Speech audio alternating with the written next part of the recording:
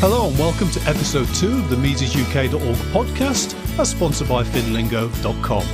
I'm Andy Duncan and I'm coming to you tonight from a very cold and snowy Henley-on-Thames here in Oxfordshire, although it has all melted a bit today.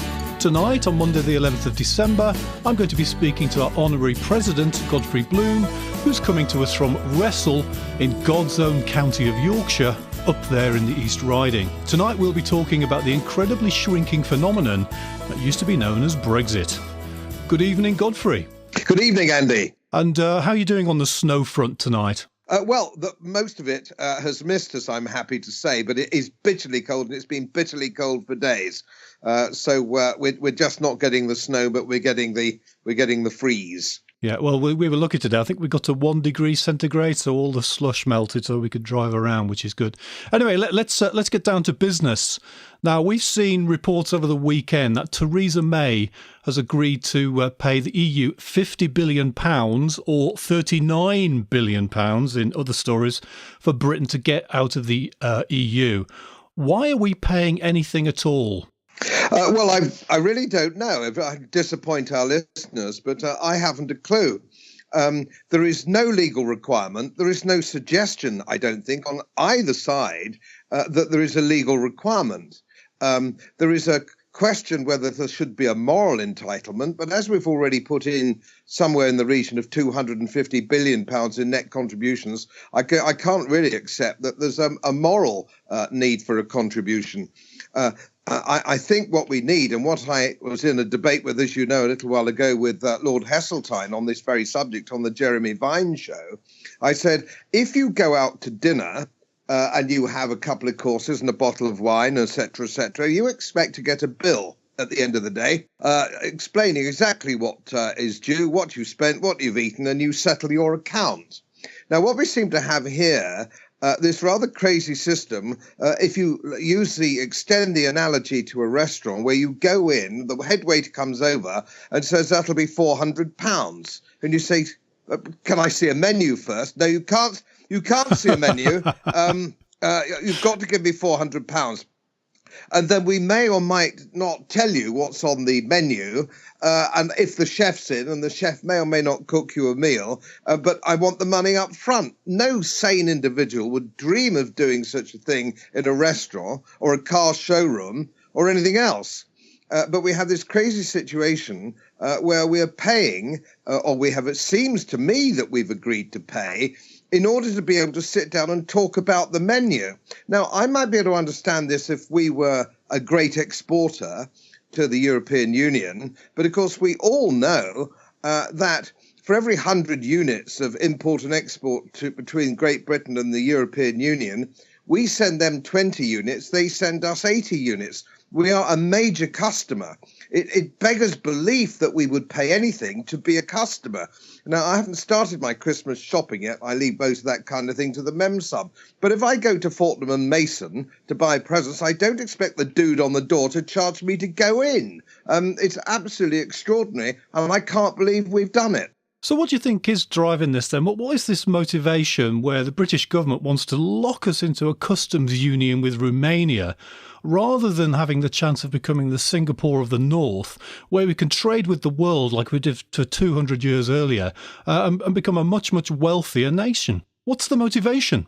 Well, the problem that we have is that if you have to go back in history and find out about the European Union and what it really originally was. Now, in the 50s, it came of a reasonably plausible idea based, if you will, on Frederick Bastiat, which was if trade crosses borders, armies don't. And that was the principle in the 1950s as a free trade area, albeit a customs union and a tariff union as libertarians would understand it. But the original idea was not particularly unsound given the background of Europe. So the idea was free trade amongst the members of the European Union.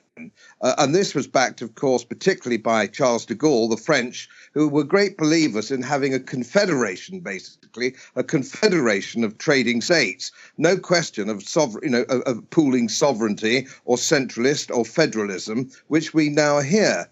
So the original idea was fairly sound, and of course it's drifted away to what is now, and Lord Heseltine now over this very weekend has admitted, what is a federalist plan. And so the real colours are being run up the mast. But we all know, all Englishmen, all Brits know, that if we'd had a referendum on do you want a federal Europe, yes or no, the yes people would have gone absolutely nowhere. Nobody outside the academic world and the bureaucratic and political elite are interested in a federal Europe. And so we have been sold this European Union idea on the common market. And going back to 1975, when I voted yes, indeed, in the referendum, did we want to remain members of the common market? And we have always, this country has always seen it as a common market, not as a political dream, a political ideology, which of course it is. So we view the European Union in Great Britain completely different to the rest of Europe. But of course, our political elite don't. Why? Are everybody getting upset about trade, and they're talking about trade, which is a complete red herring? Why would the Archbishop of Canterbury or A.C. Grayling or rest of all these muppets give a monkeys about trade? They've never been involved in trade. They've never been involved in commerce. They sneer at commerce. They sneer at trade. We're all terribly tacky, nasty people in trade. What they're actually afraid of is losing their political dream.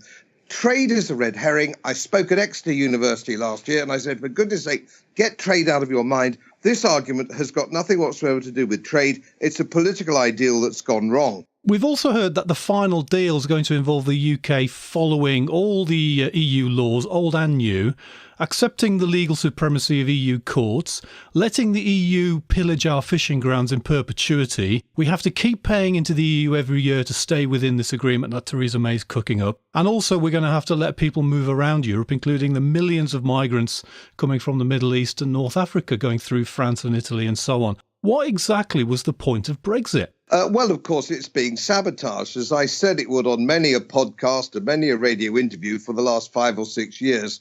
I don't mind this Americanism, deep state. I think it's very apposite, deep state. For example, you couldn't possibly get promoted in the civil service unless you were deeply committed to the European Union project. It just wasn't possible. So we have a civil service, a foreign office, deeply, deeply, deeply committed to the European Union project. So all the people that have the levers of power, which aren't politicians, incidentally, the real levers of power are the comedians behind closed doors at Chatham House. And believe me, I know these people. I've worked with these people. They are not going to let this one go. And so if I can just take a few of those things in order, the regulatory realignment, well, most people voted leave because they wanted to get rid of the rules and regulations. That was a very major part of voting leave. So keeping the rules and regulations is completely against what we voted for, people who voted leave. We didn't want the rules and regulations. We wanted to get rid of them. We wanted to get rid of payments to them, which we could be better spent here at home, rather than sending it to the European Union, which is £12 million or so a year net, and a lot more the cost of compliance. So it's a very expensive club to belong to for the Brits as net contributors, and have been since the very beginning. But what is really interesting, what is far more important than the money and trade, what is much more important, and this point has not been picked up, but our rather less than clever press and mainstream media, and that is the system of law. Now, what she's agreed to is to have people, European Union people, members of the European Union living here, are going to be subject to a different law to the indigenous population. So the European Court of Justice remains. And as Rees-Mogg said, if we are still subject to the European Court of Justice, we are not an independent nation. You cannot be an independent nation unless you make your own laws and you adjudicate your own laws. And this looks like it's going to go on for at least 8 years post-Brexit. So my calculation is 2028 will be still subject to the European Court of Justice, which means that we are not leaving the European Union until 2028. And that's a technical and legal position, which, of course, is an absolute disgrace. So if you look at this historically, let's look at a historical perspective here, which I find rather interesting as I was walking the dogs. You have to go back to this. You have to go back to canon law. You have to go back to canon law. You have to go back to the time of Henry II. This is why Henry II fell out with Thomas Becket. The Archbishop of Canterbury, Thomas the troublesome Becket, priest. The troublesome priest. And so he said, no, you can't try by clergy. They're subject to canon law, not law of the land. And of course, it's unsustainable to have two separate systems of law operating. It was unsustainable in King Henry II's time. It's unsustainable now. And let me give you another analogy on that one, which I think Dan Hannon's picked up on. And that is, if an American banker was working in London, of whom there are many, if we agreed with the Americans that he would be subject to American law, not British law, he could claim the right to bear arms. He could walk down Mincing Lane or Cheapside with a semi-automatic rifle, and there'd be nothing the police could do about it because he's not breaking American law. You see where this is going, and nobody's thought it through, least of all poor old Doris, who really doesn't get it. But again, it comes back, how could we possibly have sent a vicar's daughter to negotiate with these mafioso in Brussels? You couldn't invent this stupidity, you really couldn't. Now, Theresa May, you just mentioned there, and you did mention this might be a little bit of a conspiracy by somebody, but she was a Remainer before the Brexit election, and apparently her husband is one of the most staunch kind of Remainers that there is in the entire country. Now, she messed up the last general election, throwing away, a 20% lead in just a few weeks. Now she's messing up Brexit kind of in the worst possible way, coming up with the worst possible agreement. Is it a deliberate conspiracy by her, or is she just an incompetent who's cocking everything up?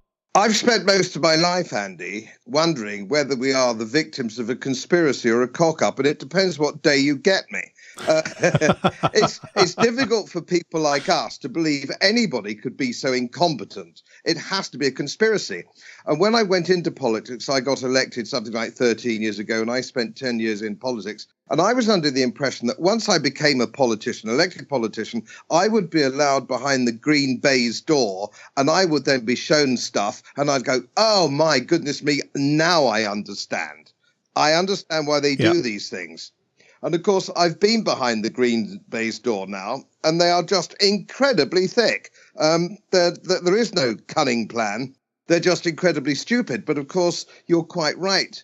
She was a Remainer. She campaigned rather weakly for Remain, but she was a Remainer. Her Chancellor is a staunch Remainer. Her Home Secretary is a dyed-in-the-wool Remainer, a deep committed believer in the European Union project. Her husband, when she goes back, having had her ears battered by her 18 people in her cabinet are Remainers, when she's had her ears battered by them and the civil service, and she goes home to a gin and tonic, unlike Maggie Thatcher, who would have the sympathy of Dennis, she gets her ears bashed again by Philip May, who's a staunch Remainer. So I think she must be on the edge of some sort of nervous breakdown, or it could be a conspiracy. It's certainly, perhaps in 100 years, people will look back, historians will look back, our great-grandchildren will look back and say, God, weren't they all thick? They didn't realise they were being legged over. The whole thing has been a conspiracy. They're dead-handing it. As I say, technically and legally, we're not leaving the European Union now until 2028. That's got to smell a conspiracy somewhere along the line. Yeah, there's lots of tendrils lying around there. I mean, von Mises defined a state as an area in which a ruler ruled over, and there was only a monopoly court system. So we're getting the EU courts overriding our courts, which is part of von Mises' definition of a state. So given that, should we just go straight to, I mean, in a perfect world, should we just go straight to a no deal now? And as, say, the Duke of Wellington might have put it, just live with the consequences? Yes, and I think the consequences, I'd love to live with the consequences. Of course, being a libertarian and keen libertarian myself, I would just simply declare the United Kingdom a free trade area in the same way as Singapore and Hong Kong, and let Johnny Foreigner go to the devil. We don't need them. We're the customer. It would be better for the consumer. And then when we've done that, we can negotiate what we want with whomsoever we want, and they will come knocking on the door. Believe me, if you're a German, you want to sell us cars. We take 18% of French wine. 18%. That's absolutely colossal. These people will crawl over broken glass naked and kiss our feet for a deal. I'm sure they would. I just wanted to ask you a kind of side question, really. If we use Austrian time preference here, and coming back again to the dreadful Mrs. May, With Austrian time preference theory, she is childless. So what that would say is that she has less of a view of the future. Now, do you think there's something to it, that because she's childless, she doesn't really care that much about the future? She just has a high time preference, and she just wants a nice, easy deal. So where she can go to conferences and get driven around in limousines and so on. And she's not really thinking of the future of Britain at all. I've heard that suggestion before. I'm not sure that I go along with it. I just think these people don't understand economics. They don't understand money. They don't understand ordinary people because they don't come out of their bubble. They live, these politicians and journalists who surround them and the bureaucracy, they live in a bubble. And when I was driving, no, I wasn't. I was on the train, actually. I was coming back from York to Selby before the referendum, and I looked at house after house, back garden after back garden as the train wound its way through. All neat little back gardens with little glass houses and little vegetable patches. And I thought to myself then, I had a sort of vision. I thought, you people don't understand. You people in London don't understand this world. And it's the world I live in here in a village in East Yorkshire. You don't understand it. Because you all sit round your dinner party dinner table, you think that's how the country thinks. You're making the mistake of thinking that a dinner party table, as you tuck into your sun-dried tomatoes in NW1, you think the rest of the country thinks like you, and they don't. And of course, Yorkshire voted 70-30 in favour of leave. And I was in the pubs the other night and up to the rugby club. David Davis, I live in the constituency of David Davis, Howden and Halton Price. And over the weekend, they've been spitting feathers. They're all saying the same thing because they think I've got the answer. They think I know things I don't know. What the hell are we spending 40 billion for when we've got no police, no nurses, we're closing A&E wings and all the rest of it? Now, as a libertarian, of course, I wouldn't spend it on public services. I'd give the 40 billion pounds back to the punters in tax relief. That's the way I'd do it. But what they can't understand in the pubs and clubs of Yorkshire, why we're paying. They don't understand any of this. They're bewildered. And I made a Twitter the other day which got a lot of traction, a lot of retweets. And I said, look, David, I get on with David Davis reasonably well. He lives in the next village of Spaldington. Not a bad lad. I said, for goodness sake, though, think before you go out for a drink locally because they'll hang you. Yeah, it's probably not a good time for him to go around. Now, of course, what I think they're doing is Theresa May's not spending her own money, is she? She's spending our money. And what they're planning to do probably is just issue £40 billion of British government bond debt. And then eventually the Bank of England will print £40 billion to soak up that debt to keep the price of British bonds up. And therefore the rest of us will have had our wealth devalued by this counterfeiting process. They will just do anything to get to a deal. Now, over the weekend, the DUP, I think, blocked a Theresa May deal, which basically gave Ulster to the EU. She basically sold Ulster down the river. And the DUP have taken a lot of flack for this from people like The Guardian and so on. But is she just going to sell the whole thing? She was prepared to sell Ulster down the river. Is she just going to sell us all down the river? Well, it's quite amusing, really. She started off 20 billion, it went to 30 billion, then it wwent to 40 billion, then it went to 50 billion. And I could just imagine her saying by midnight, wanting to get back to her hotel, I'll chuck Northern Ireland in as well. Yeah, it makes you wonder, doesn't it? I wish she'd chuck the Scots in, but anyway, that's by the by. I just don't understand what she's trying to do. What her goal is. I mean, why did she wait to trigger Article 50? Why did she wait, 6 months nearly before she triggered? Why didn't she trigger Article 50 straight away? I just don't understand any of this, and I've never met anybody who does. And I think if they're not careful, I think the Conservative Party are going to be in opposition for a very long time. I think we could be going back to the Corn Laws here. We could be going to the Conservative Party in the wilderness for a long time. Everybody seems to feel totally betrayed.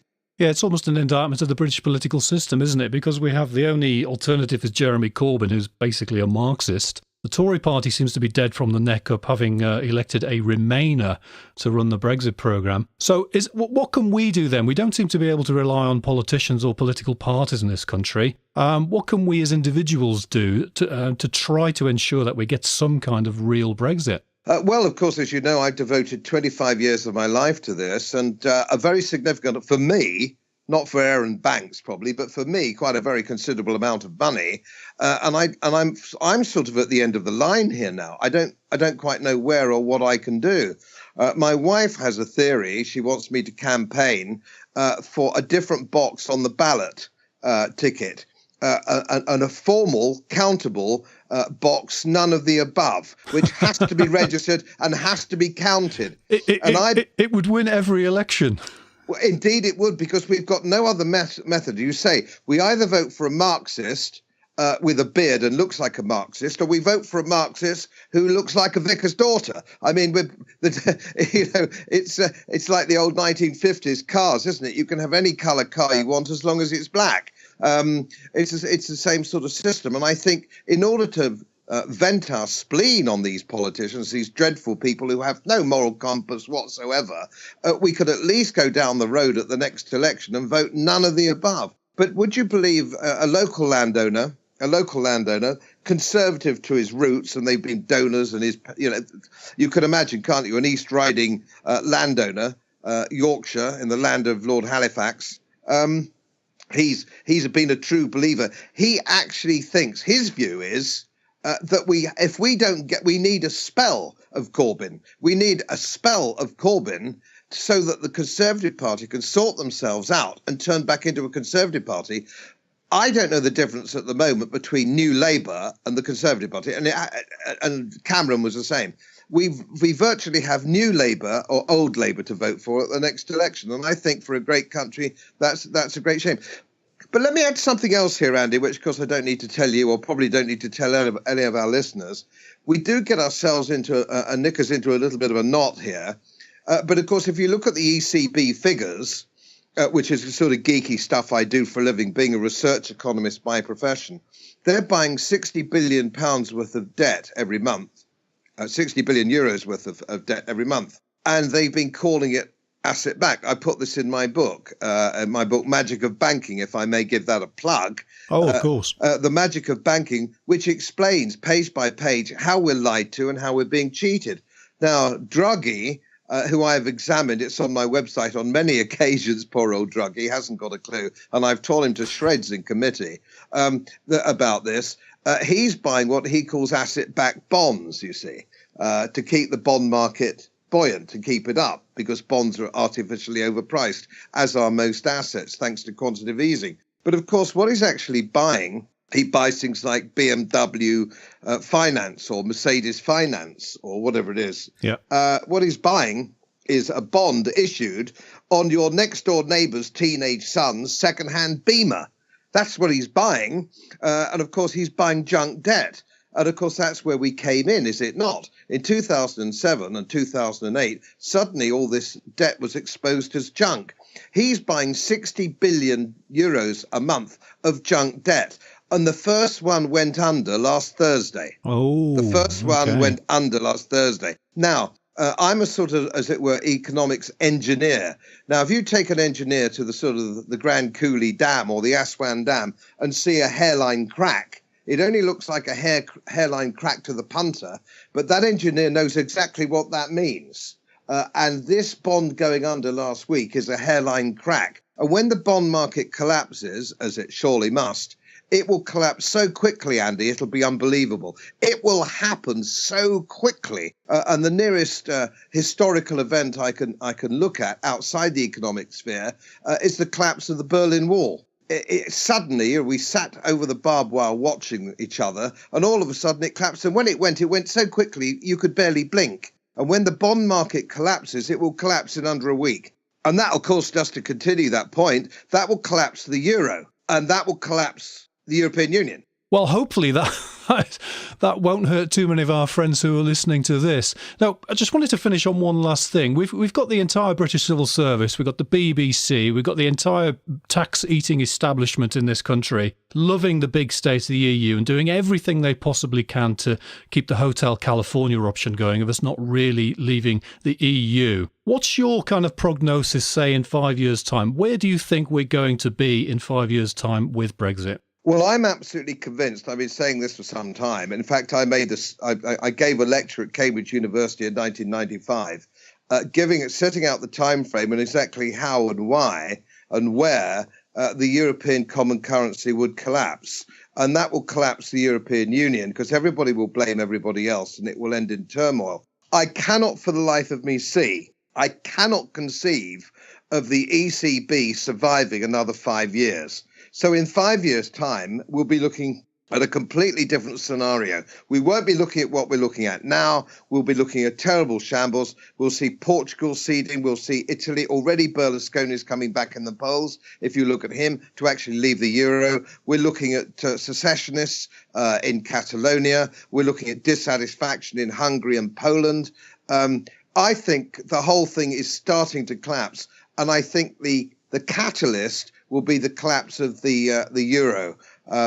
And that's when I think the whole thing will fall to pieces. And what I would suspect comes of it is some sort of Hanseatic League, some sort of replacement of that nature, which will include Germany, Holland, Denmark, and the more profitable northern, more entrepreneurial northern nations. And of course, what we're also going to have to do, which is very unpopular at the moment with the CIA and the establishment and the Foreign Office, we are going to have to form a serious rapport with Russia because it's all happening in the East. It's the BRICS countries, it's return to hard currency, it's the Shanghai Cooperation Agreement. Europe is a parochial anachronism which is demographically dying on its feet.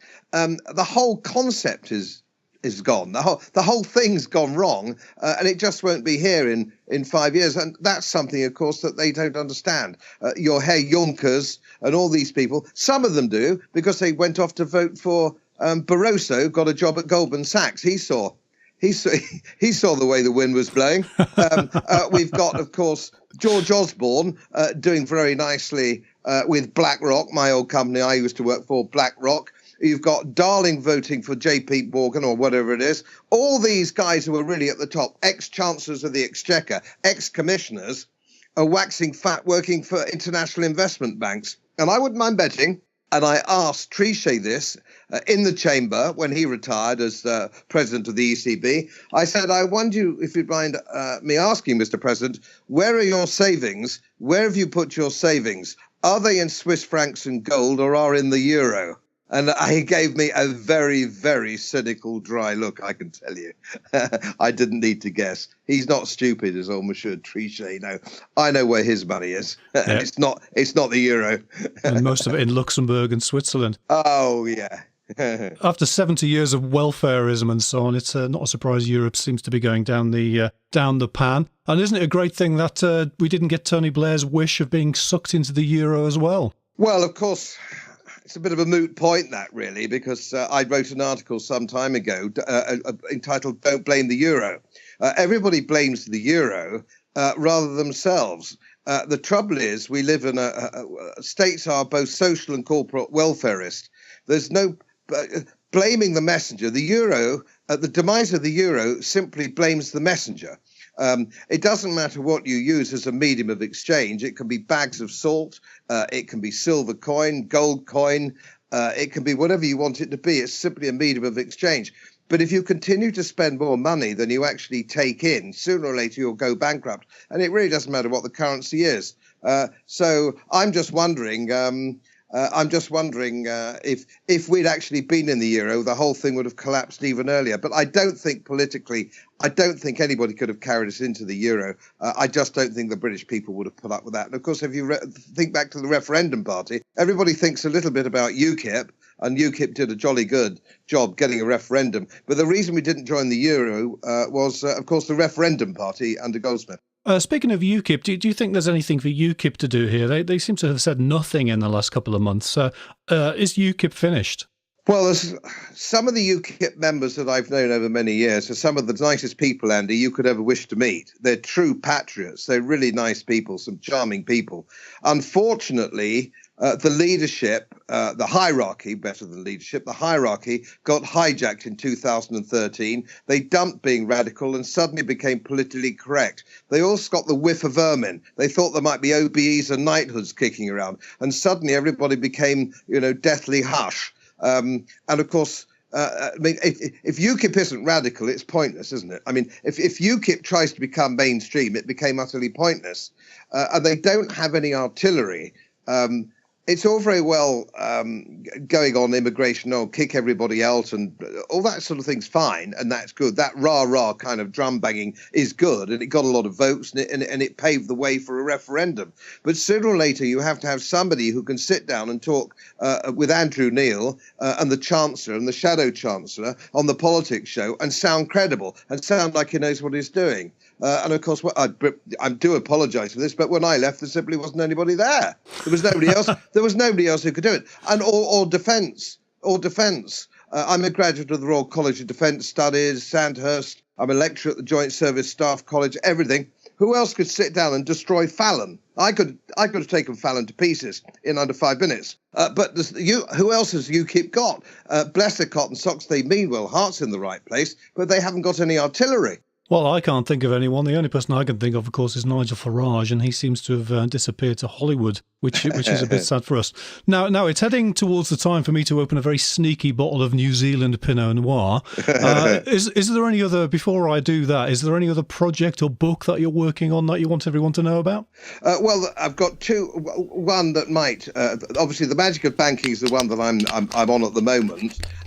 Because I'm trying to flog that, because I think it's very helpful for people to have an understanding. Not so much Mises members, because they know a lot of the stuff in there already. But there are some things I think that some of the younger people in Mises might go, I didn't know that. That might have been worth buying. It did very well at Durham University a few months ago. Everybody seemed to be very keen. And of course, I've got my other book, A Dinosaur's Guide to Libertarianism, which actually is a few chapters on just how they screw you. Just how the government screw you, and with some, actually naming names and explaining how it actually happens.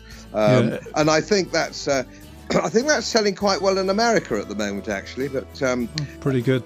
So if anybody wants that, I shall bring that along to the conference, and I'll just bring a few copies in my case, and anybody wants one can buy one at the conference. Oh, I'll have to get one of those, Godfrey. So do please bring one along for me. Will do.